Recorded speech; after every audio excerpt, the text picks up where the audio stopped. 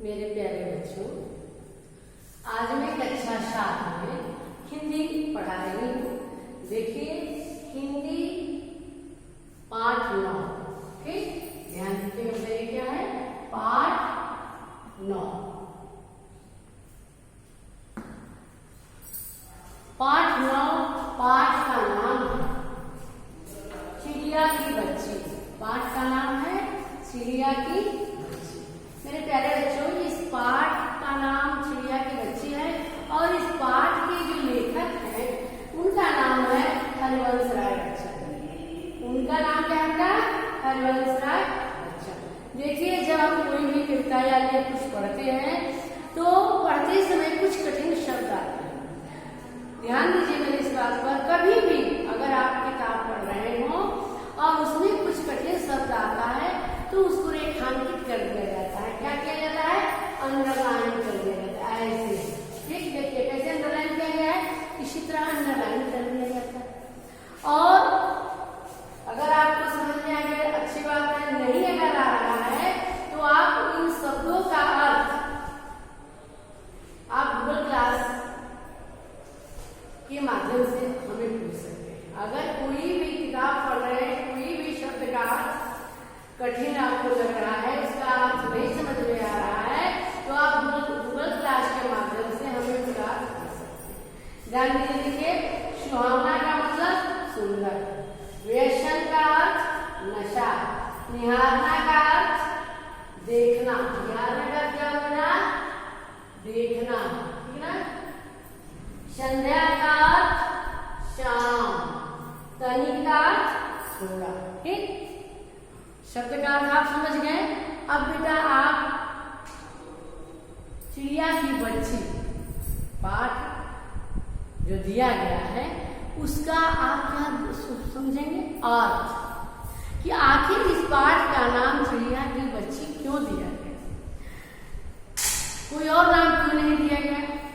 मैं बताती हूँ ना। पहले पाठ का नाम जो है, इस टॉपिक का ही अगर आप अर्थ जान लें तो इस कहानी का जो आपको अर्थ है पता चल जाएगा। यानी कहानी सारांश आपको पता चल जाएगा कि ये किस पे लिखा गया है, क्यों लिखा गया है और इस कहानी का मकसद क्या है, मेन अर्थ क्या है। टॉपिक से ही पता चल जाता है, शीर्षक से ही पता चल जाता है। तो देखिए बेटा, बात ऐसा है कि आपके पाठ के अनुसार माधव दास जी जो हैं एक सेठ हैं। माधव दास जी सेठ होने के नाते इनकी बुद्धि भी सेठ की तरह है। इनका खूब सुंदर संगमरमर की कोठी है। अपने रहने के लिए, सोने के लिए सुंदर, खूब सुंदर सा संगमरमर की कोठी बनवाए हैं और उस कोठी में बहुत आनंद पूर्वक रहते हैं। ठीक ना, उस कोठी में बहुत आनंद पूर्वक रहते हैं। उस कोठी के सामने का जो भाग है, उस सामने के भाग में उन्होंने खूब सुंदर बगीचा लगवाया जो उन्हें बहुत सुहावना लगता है, बहुत सुंदर लगता है। इतना अच्छा लगता है, इतना अच्छा लगता है कि वो कोठी में से जब निकलते हैं तो अपने बगीचे की सुंदरता को देखने के लिए, बगीचे की सुंदरता को देखने के लिए ही क्या करते हैं, वो बगीचे में जाते हैं ताकि उसकी जो सुंदरता है वो हमारे मन को मोह ले। वो एक कला प्रेमी थे, इतने अच्छे कला प्रेमी हैं कि उनको कला से भरपूर हर चीज अच्छा लगता है। चाहे वो घर हो, चाहे वो बगीचा हो, कला से परिपूर्ण जो भी चीजें हैं उनको बहुत अच्छी लगती है। यहाँ तक कि क्यों नहीं पशु पक्षी हो, अगर उनमें भी उनको कलाकारी दिख गया, सुंदर दिख गया, उसकी बोलचाल उनको अच्छी लग गई तो वो उसे हासिल करना जानते थे। वो उसे क्या करना जानते थे?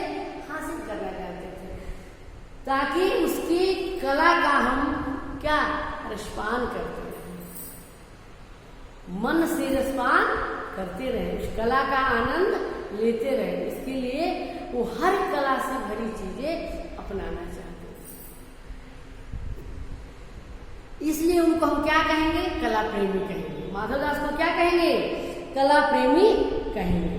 यहाँ तक कि जब घर से बाहर निकलते थे बगीचे में तो तरह तरह के पेड़ पौधे फूल पत्तियां, इसके बाद उसी बगीचे में फव्वारा लगा हुआ था, जो फव्वारे से जल ऊपर से उछल करके नीचे आ रहा था। उस फव्वारे को देख करके बहुत ही आनंदित होते थे और उनको ऐसा लगता था कि वास्तव में ये जो मेरा बगीचा है, मेरा क्या पेड़ पौधों का जो उपवन है वो क्या है? आनंद का भंडार है। वो क्या है? आनंद का भंडार है। देखिए बहुत लोगों के पास सुख सुविधा की हर चीजें होती है, लेकिन कभी कभी कुछ ऐसे भी लोग मिलते हैं जिनके पास समय नहीं होता है कि उन सुविधा का लाभ उठा सके। घर है, परिवार है, अपना खूब सुंदर महल है, आनंद भवन है, घर में सभी सगे संबंधी हैं। यहाँ तक कि मैं बता दूं आप लोगों को कि अगर शादी ब्याह भी पड़ता है, घर में कोई फंक्शन वगैरह भी पड़ता है, उत्सव वगैरह भी, तो कुछ लोग ऐसे हैं जिनके पास समय नहीं रहता है कि उसका भरपूर ये लोग आनंद उठा सकें। लेकिन माधवदास जी ऐसे थे कि उनके पास समय भी काफी था। धन तो था ही, धन के साथ धन और कला के साथ साथ उनके पास समय भी काफी था। जब उनको अपने संगमरमर की कोठी को देख देख करके और उनका मन खुश हो जाता था तो क्या करते थे? अब प्रकृति की छटा निहारने के लिए, प्रकृति की छटा यानी प्रकृति की सुंदरता को देखने के लिए वो बाहर निकलते थे। प्रकृति की सुंदरता को देखने के लिए क्या करते थे? बाहर निकलते थे।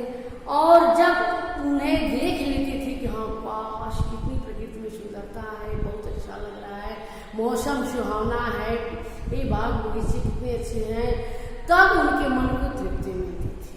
तब उनके मन को क्या मिलती थी?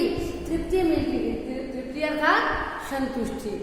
तृप्ति अर्थात संतुष्टि, समझ में आया होगा? तो उनके मन में संतोष होता था।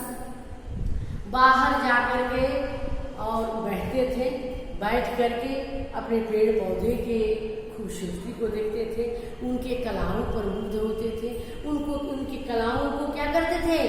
मन से निहारते थे, इतने अच्छे से निहारते थे उस कि पूछो मत। उसको निहारने के लिए वो एक तख्त पर बैठ जाते थे और मसलंद के सहारा ले लेते थे और खूब सुंदर से मधुर मधुर अपने नैनों से देखते रहते थे और उस कला का आनंद उठाते रहते थे।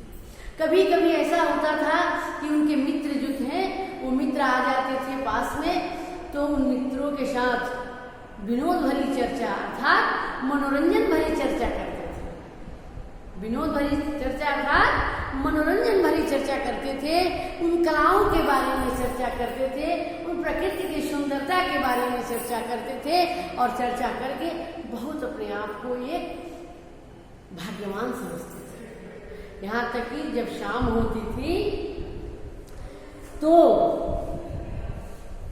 ख्याल ही ख्याल में उस संध्या को स्वप्न की भांति क्या करते थे? सोचने लगते थे कि अब संध्या हो जाएगी तो सूरज ढल जाएगा, तो सूरज की लालिमा की किरणें हमारे पेड़ पौधे के फूलों पर पड़ेंगी, तो किस मतलब संध्या की जो छटा होगी, संध्या की जो आकर्षक मनमोहक निराली सुहावनी जो दृश्य होगा उसको क्या करते थे? वो मन ही मन स्वप्न में सजाने लगते थे, एक स्वप्न की भांति उसे देखने लगते थे। एक स्वप्न की भांति क्या करते थे? देखने लगते थे। वो इतने कला प्रेमी थे, इतने अच्छे थे और उनका मन हमेशा चित्रकारी और कलाकारी में ही लगा। तो देखिए बच्चों, लेखक कह रहे हैं कि आज कुछ कुछ आकाश में बादल है, घटा भी उतनी नहीं है, इसलिए धूप जो है वो एकदम छन करके, यानी साफ धूप जो है, स्वच्छ धूप क्या रहा है, पृथ्वी पे आ रहा है। और जो माधवदास जी हैं, वो माधवदास जी उस मसनद के सहारे बैठे हुए हैं। मसनद के सहारे क्या किए हैं, बैठे हुए हैं। अब देखिए, सोचते हैं कि मुझे जिंदगी में क्या स्वाद नहीं मिला, मैंने मेरी जिंदगी जो है किस कला से अपूर्ण रह गई। ये मन में वो अपने सोच रहे हैं कि जिंदगी में ऐसा कौन सा कला है जो मुझे नहीं मिला है, जिसको मैंने आंखों से नहीं देखा है, जिसका मैंने स्वाद नहीं लिया है। फिर बैठे बैठे सोचते सोचते नहीं लग रहा है कि कुछ न कुछ खाली है, कुछ न कुछ क्या है, खाली है, जिससे लग रहा है कि मेरा मन क्या है, अपूर्ण है, मेरा मन क्या है, खाली है, और हमें अभी कुछ कला और देखने चाहिए, कला अभी अपूर्ण है मेरी, ऐसा वो मन में सोच रहे हैं। ऐसा क्या कर रहे हैं, वो मन में सोच रहे हैं। तब तक उसी दिन संध्या के शाम को देखते हैं कि खूब सुंदर चिड़िया आकर के और उनके सामने कहाँ बैठ गए, पौधों। समझ में आ गया ना बेटा, कहाँ चिड़िया बैठ गई, पौधों। अब देखिए, उस चिड़िया को देख करके माधवदास जी जो हैं वो क्या हो गए, मुग्ध हो गए। उस चिड़िया को देखकर माधवदास जी क्या हो गए, मुग्ध हो गए, क्योंकि गुलाब की डाली पर वो चिड़िया बैठी हुई थी, और वो चिड़िया इतनी सुंदर थी कि उसकी गर्दन जो थी वो लाल थी। और समझ जाओ बेटा कि गुलाबी होते होते उसकी किनारे जरा सा कैसा हो गया था, नीला हो गया था। कैसा हो गया था, नीला हो गया था बेटा। अब पंख, ऊपर से जो उसके पंख थे वो इतने चमकदार थे, स्याह रंग के, स्याह मतलब इंक जानते हो ना, तो इंक जैसे क्या था, चमकदार था। वो भी माधवदास को बहुत अच्छा लग रहा था, और उसका नन्हा सा सिर तो इतना प्यारा लग रहा था कि मत पूछिए। और उसके शरीर पे, जो चिड़िया थी उसके शरीर पे चित्रकारी किया हुआ था, उसके शरीर पे क्या किया गया था, चित्रकारी किया गया था। और वो चित्रकारी बहुत ही सुंदर थी, चित्र विचित्र की चित्रकारी बहुत ही सुंदर थी। और वो जो चिड़िया थी वो इस तरह आकर के उस डाल पर बैठी थी कि उसे ऐसा लग रहा था कि माधवदास के सत्ता का कुछ पता ही नहीं, यानी उसे ये नहीं पता था कि मैं जिसके बगीचे में आकर के बैठी हूँ, मैं जिसके बगीचे में आकर के बैठी हूँ, वो एक ऐसा इंसान है, वो एक ऐसा सेठ है कि अगर कला से परिपूर्ण, चाहे पशु पक्षी हो या पौधे हो या कोई भी अच्छी वस्तु अगर उसे मिल जाए तो वह तुरंत हासिल करना चाहता है। क्या करना चाहता है, तुरंत हासिल करना चाहता है। तो बेचारी चिड़िया की जो बच्ची थी उसे इस बात का पता नहीं था कि यह माधवदास का बगीचा है और माधवदास के बगीचे में मैं आकर के बैठी। वो इससे अमोन थी और खूब सुंदर से क्या कर रही थी, चहचहा रही थी, अपने पर इधर से पर मतलब पंख हिला रही थी, इधर उधर देख रही थी, मौसम का आनंद ले रही थी। और माधवदास जो था वो, उसकी नजर जो थी वो चिड़िया पर टिकी हुई थी, और वह चिड़िया को देख करके इतना मुग्ध था कि चिड़िया की बैठने, बोलने या उसके शरीर की चित्रकारी को, कलाओं को देख करके, कलर रंग से भरी हुई चिड़िया को देख करके उसके शारीरिक चित्रकारी पर मुग्ध था, उसके शारीरिक चित्रकारी पर मुग्ध था।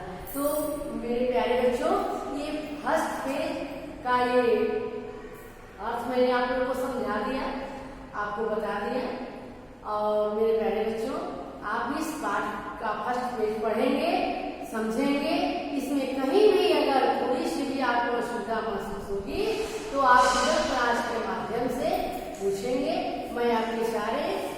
प्रश्न का या असुविधा को दूर करूंगी। समझ में आ गया ना मेरे प्यारे बच्चों?